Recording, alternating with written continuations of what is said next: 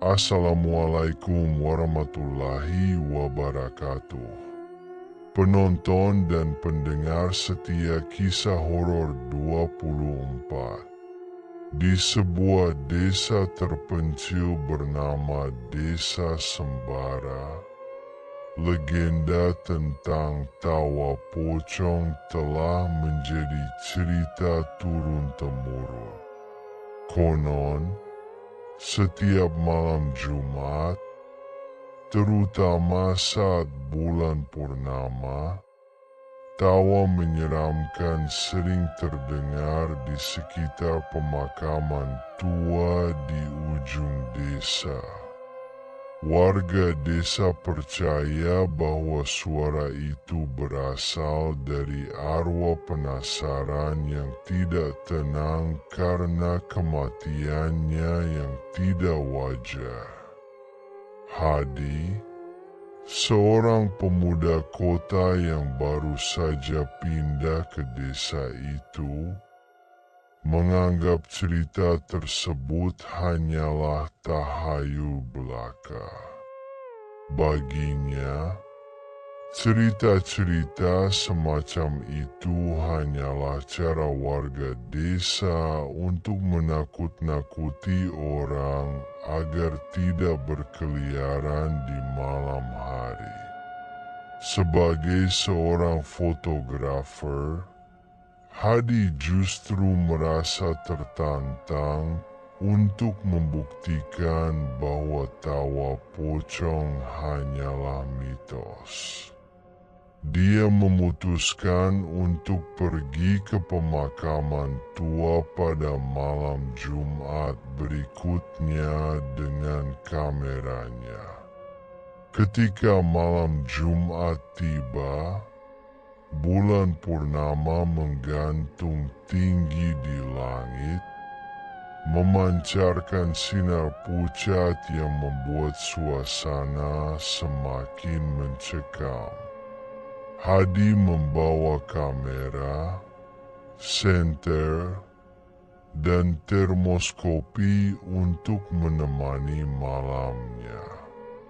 Pemakaman tua itu terletak di tengah hutan kecil, sekitar 1 kilometer dari rumah penduduk terakhir di desa.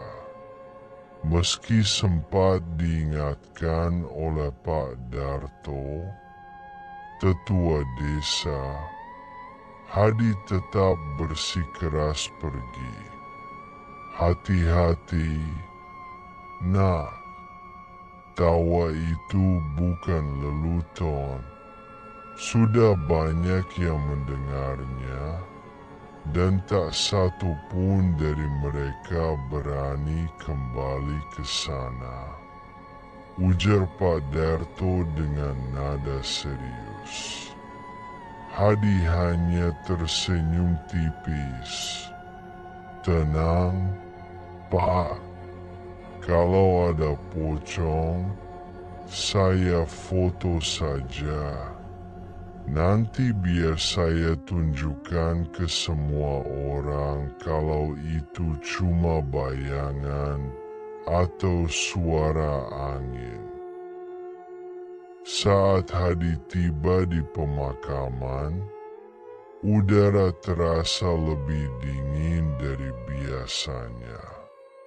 Angin malam berhembus pelan, membawa aroma tanah basah yang menusuk hidung. Pemakaman itu dipenuhi batu nisan tua yang sebagian besar sudah tertutup lumut. Pohon-pohon besar di sekitarnya menambah kesan angker. Ranting-rantingnya menjulur seperti tangan kurus yang ingin meraih sesuatu. Hadi memasang kameranya di tripod dan mulai memotret area sekitar. Awalnya, semuanya tampak normal. Hanya bayangan pohon dan sinar bulan yang menciptakan suasana seram. Namun, sekitar pukul 11 malam, sesuatu mulai terasa aneh. Angin tiba-tiba berhenti, dan keheningan yang mencekam menyelimuti pemakaman. Tidak ada suara jangkrik, burung malam, atau hembusan angin. Suasana itu membuat bulu kuduk Hadi berdiri. Tiba-tiba, sebuah suara tawa pecah di udara. Suara itu terdengar pelan, seperti datang dari kejauhan. Hadi meraih kameranya dengan tangan gemetar, mencoba mencari sumber suara. Dia yakin itu hanyalah penduduk desa yang mencoba menakut-nakutinya. Namun, suara itu semakin lama semakin dekat. Kali ini, tawa itu terdengar jelas di belakangnya. Hadi membalikkan badan dengan cepat. Senter di tangannya menyapu area sekitar. Tidak ada siapa-siapa. Dia menelan ludah, mencoba menenangkan dirinya. Tapi tiba-tiba, dari sudut matanya, dia melihat sesuatu bergerak di antara nisan. Sebuah sosok putih berdiri di sana.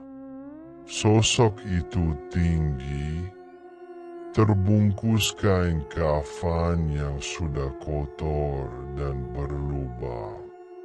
Wajahnya pucat dengan mata yang kosong dan bibir yang tertarik membentuk senyuman mengerikan. Sosok itu tidak bergerak, hanya berdiri memandang Hadi. Hadi merasa tubuhnya kaku. Keringat dingin mengalir di pelipisnya. Namun, dia memaksa dirinya untuk mengambil foto. Tangannya gemetar saat menekan tombol kamera, dan kilatan flash menerangi kegelapan sejenak. Saat cahaya flash menghilang, sosok itu sudah berada lebih dekat. Tawa itu terdengar lagi, kali ini lebih keras, seperti mengejek. Hadi mundur perlahan, tapi langkahnya tersandung sebuah batu nisan. Dia jatuh terduduk, kamera terlepas dari tangannya. Sosok itu kini hanya berjarak beberapa meter darinya. Mata kosongnya menatap tajam, dan tawa itu semakin menggema, menusuk ke dalam kepala Hadi.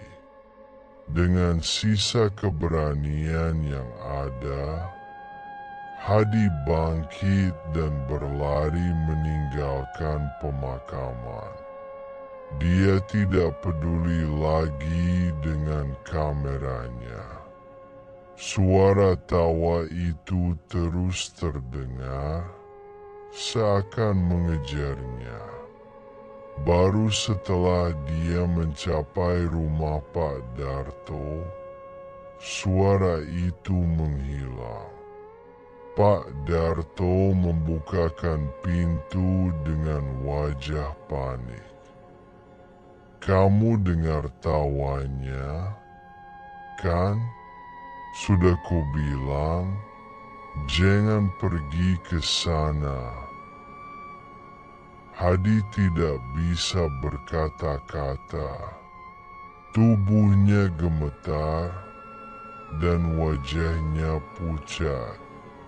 Malam itu, dia tidak bisa tidur.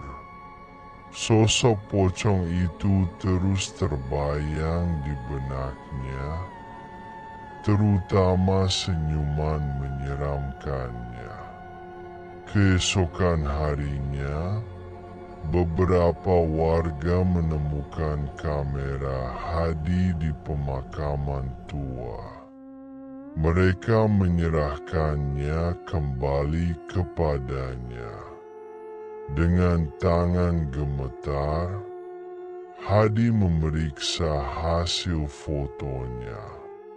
Pada foto terakhir, terlihat jelas sosok pocong itu berdiri di antara nisan dengan senyuman menyeramkan. Namun, yang membuat Hadi merinding adalah tulisan yang muncul samar-samar di atas foto itu. "Aku menunggumu, Hadi." Sejak saat itu, hidup Hadi berubah menjadi mimpi buruk. Malam-malamnya dipenuhi suara tawa yang terus menghantui, meskipun pintu dan jendela rumahnya tertutup rapat.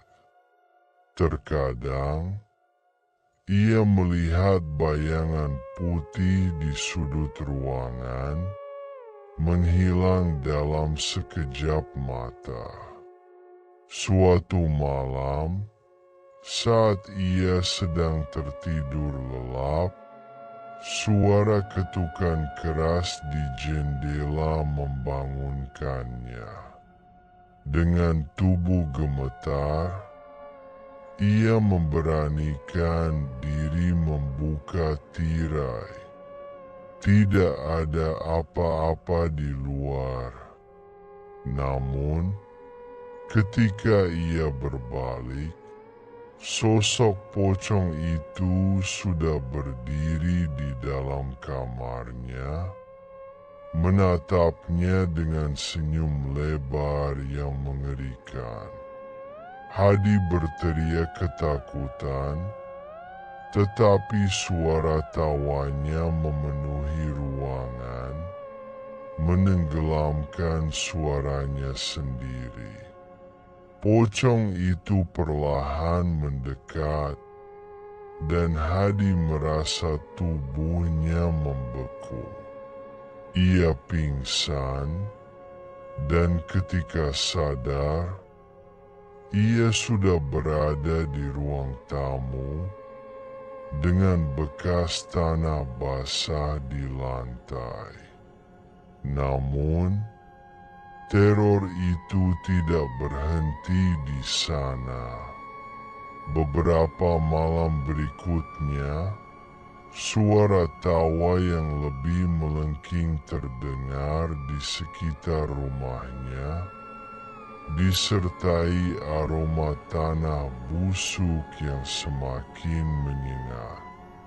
Setiap kali ia mencoba tidur, ketukan keras di pintu dan jendela membangunkannya. Sekali waktu, ia bahkan menemukan jejak kaki basah yang menuju ke kamar tidurnya, meskipun semua pintu terkunci. Desa Sembara juga ikut dilanda kengerian. warga mulai melaporkan kejadian aneh. Bayangan putih yang melompat di atap rumah, suara tawa yang menggema di seluruh desa, dan aroma anyir yang tidak hilang meski mereka mencoba membersihkan rumah mereka. Beberapa warga bahkan mulai meninggalkan desa karena ketakutan. Puncaknya terjadi pada malam Jumat berikutnya. Hadi yang sudah berada di ambang keputusasaan mencoba melakukan ritual sendiri. Ia menyalakan lilin dan membaca doa-doa yang ia pelajari dari Pak Darto. Namun, suara tawa itu datang lebih cepat dari biasanya.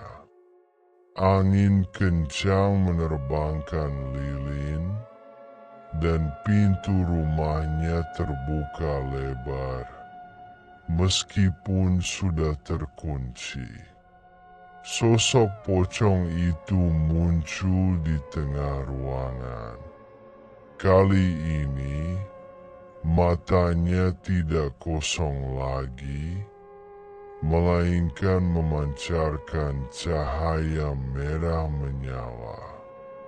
"Kamu tidak bisa lari dariku," ucapnya dengan suara menggelegar.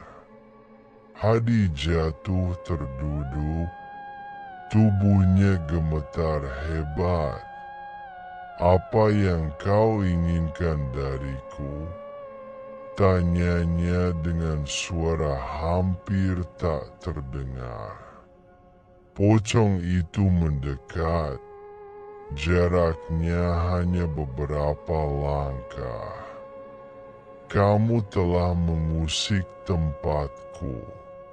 Sekarang, kamu harus membayar dengan nyawamu."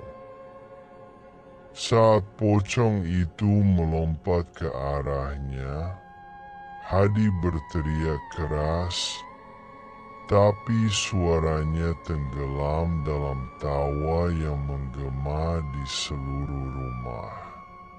Ketika warga menemukannya keesokan harinya, rumah itu kosong.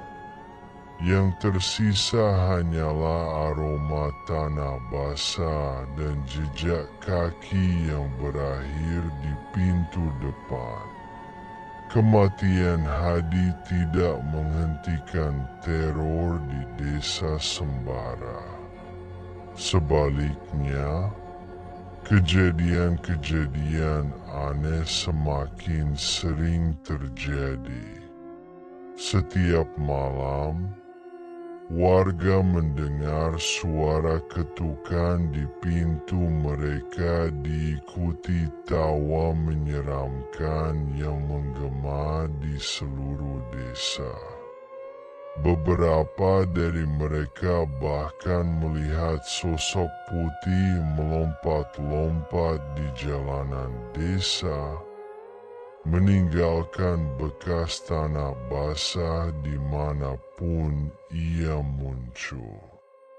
Pak Darto, yang merasa bertanggung jawab atas keselamatan warga, mengumpulkan para tetua desa untuk mencari solusi. Mereka memutuskan untuk mengadakan ritual besar di pemakaman tua, berharap dapat menenangkan arwah pocong itu. Pada malam ritual, hampir seluruh warga berkumpul di pemakaman dengan membawa dupa dan sesaji.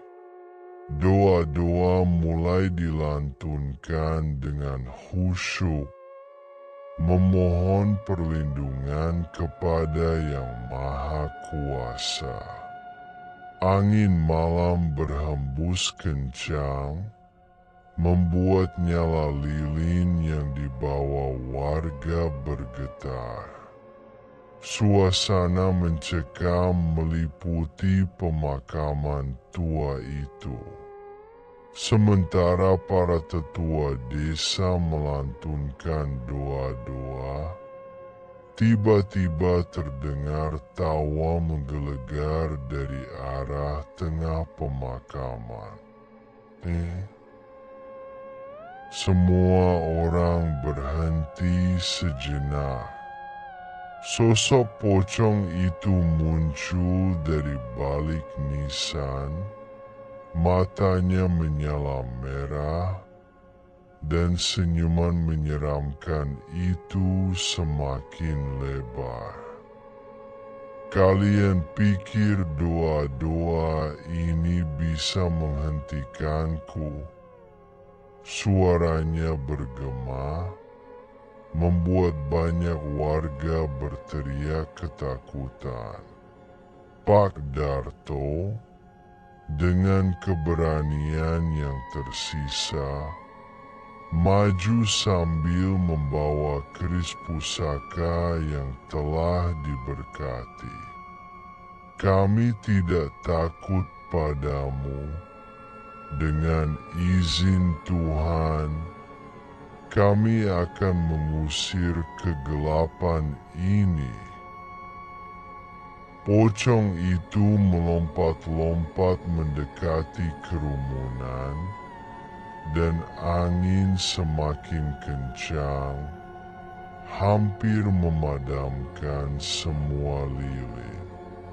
Para warga berusaha bertahan, membaca doa bersama-sama meski ketakutan meliputi mereka. Ketika Pak Darto menusukkan keris ke tanah di tengah pemakaman, suara jeritan melengking memenuhi udara. Sosok pocong itu mulai memudar perlahan, tetapi tidak sebelum mengucapkan ancaman terakhirnya. Kalian tidak akan pernah benar-benar bebas dariku. Aku akan kembali. Ketika semua kembali tenang, warga desa mengira semuanya telah berakhir. Namun, malam itu, beberapa dari mereka masih mendengar suara tawa yang sama. Seakan pocong itu hanya bersembunyi, menunggu saat yang tepat untuk kembali. Terima kasih telah menonton video channel kami. Tunggu video kisah horor 24 berikutnya. Jangan lupa like, subscribe, komen, share, dan klik lonceng notifnya agar tidak ketinggalan cerita kisah horor berikutnya.